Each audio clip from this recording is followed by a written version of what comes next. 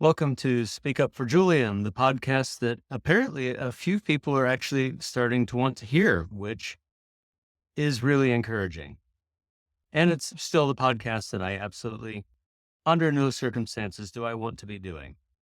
If you're wondering why that is, well, that's the whole reason for us being here. So this episode is episode 11, titled, When David Draiman Asks You to Share, You Share. So let's discuss the elephant in the room.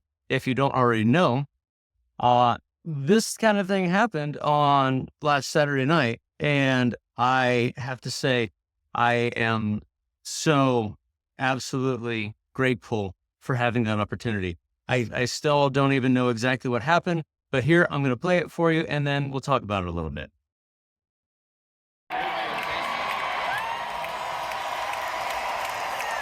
he about to play? So it got word to me that Jason's been through some pretty powerful stuff. And his story that was relayed to me moved me. And if you have the strength to do it, Jason, I'd like for you to share it with the audience.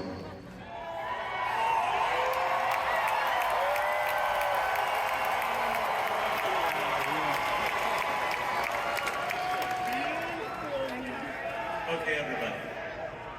There's a whole lot to tell. There's nowhere near enough time to do this. So I'm going to start simple. First off, my years in the Navy prepared me for standing in front of a few hundred people. I have never done this.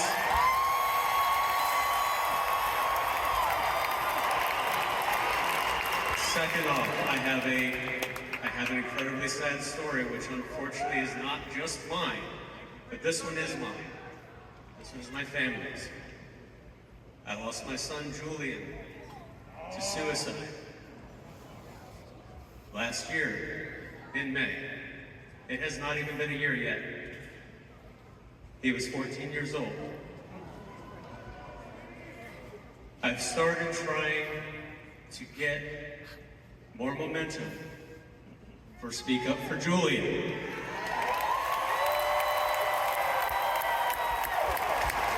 If you see the numbers that are on my wrist, 988, if you don't already know what that means, I need you to know that 3 numbers will contact you with someone that will help you if you feel like you are going to hurt yourself, or if you know someone that feels like they are going to hurt themselves. Call, there will be help.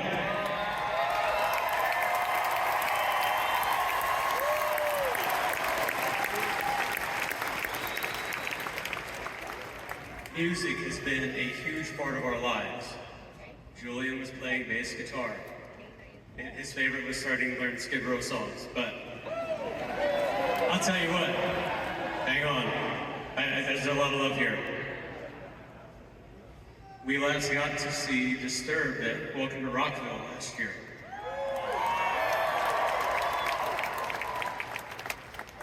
Not 20 days later, he was no longer with us. It does not matter how much of a high you can be on, how good things might seem on the outside. There are so many of us that are struggling with something on the inside that we just don't want to tell anybody about.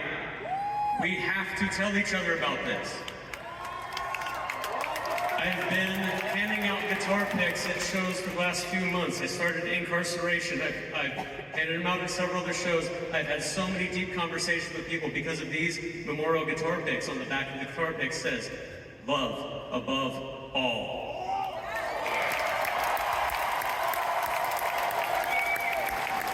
It doesn't have to be harder than that. If we just love each other, it's that simple.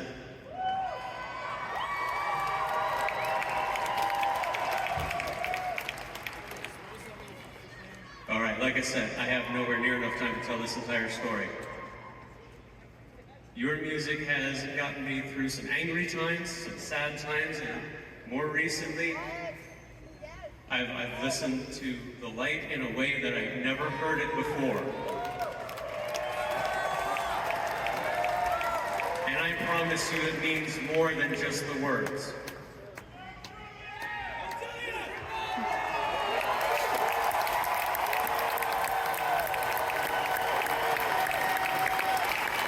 drums for the next song. Have a seat.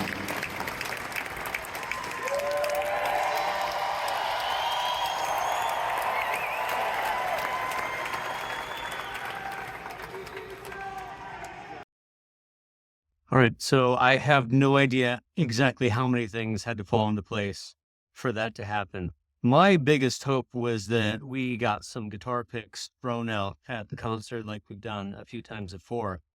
But I'll tell you what, after getting hugs from Ben, Mark, and Johnny from Nothing More, then sharing a hug with David Draiman on stage, and then being snatched up in the pit by Chris Daughtry, and I cannot help but shake this feeling that something big is going to be coming for the Speak Up for Julian and Speak Up for all of them. So this sleeve is going to start getting filled up soon. I'm going to get with my tattoo artist and we're going to see where this goes. But honestly, it's another step in being taken seriously without having a 501c3 and an established clientele. I'm working to get this networking to pick up, but the spikes on the website in the last couple of days and the spikes on the podcast are very encouraging. I will speak publicly or interview wherever I can get this message out and on stage in front of thousands of people while in a mild state of shock about the events that transpired to get me there. Yeah, I was so happy to be able to get out a less targeted, broad message. That 4 minutes caused several people so far to reach out to me and tell me my words meant so much to them. They've started conversations that needed to start a long time ago. And this is why I continue to do this. When the videos that I put out are only fully watched by about 10% of the people who open them, and on average, all the videos are watched about less than 50% of the total video length. I've been discouraged by the numbers, but I'll tell you what, I don't care about those numbers. So I don't care if 12 people watch what I put out or 12 million. I'm not going to do anything different. I never wanted to start a podcast in the first place. I'm not good at it for a multitude of reasons. The numbers aren't good. And I'm putting all of my spare time into this. But none of that matters to me.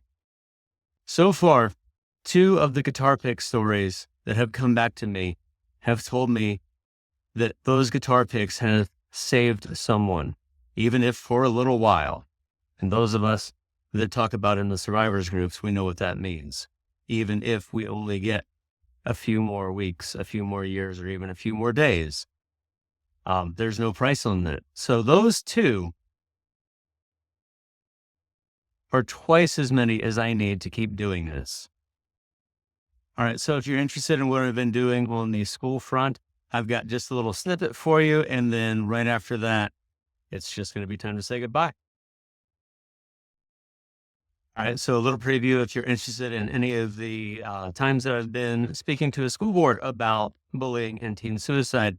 Here's a little bit of the breakdown that's going to come in the second part of this episode. I've been here 3 minutes every single time since November, disrespected repeatedly, snubbed up. Do we have to play this game or will you let me speak? Is there anyone up on this board that actually has a heart, not listening to a lawyer, that will let me say what I need to say? Or am I still stuck to 2 minutes and 22 seconds and you all just staring at me? Can I talk about school bullying? Can I talk about teen suicide? Mr. Brockert, if you would like to speak on a non-agenda item, you may speak at the end of the meeting under non-agenda items. Okay, so that's just a little snippet. I'm going to break down that whole interaction and give a much shorter than 50-minute overview of the rest of it in the second part of this one. So for all of you that are looking at the concert stuff, absolutely, I'm all about that. But here I am at the school boards doing my thing too. So see if y'all can help me get some wins. Thanks. All right, so there's more of that. For any of you who are still watching, even if it's only one, I lied. It's not goodbye. It's just till next time. Thank you for watching.